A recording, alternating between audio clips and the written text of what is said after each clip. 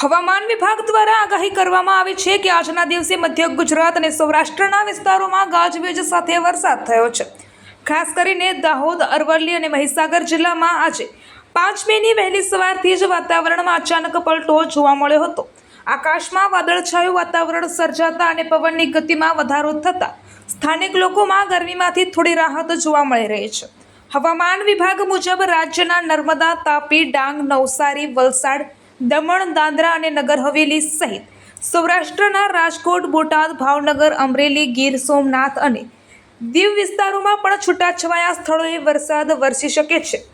ઉત્તર ગુજરાતના બનાસકાંઠા, સાબરકાંઠા અને કચ્છ જિલ્લામાં પણ હવામાન પલટાવાની શક્યતા વ્યક્ત કરવામાં આવી રહી છે। આ આગાહીને ધ્યાનમાં રાખીને ખેડૂતોને સાવચેત રહેવાની સલાહ આપવામાં આવી છે, કારણ કે આ અચાનક વરસાદ પાકને અસર કરી શકે છે। સાથે જ વાહન ચાલકોને પણ વિનંતી કરવામાં આવી છે કે ગાજવીજ અને પવન દરમિયાન સાવધાનીપૂર્વક વાહન ચલાવે।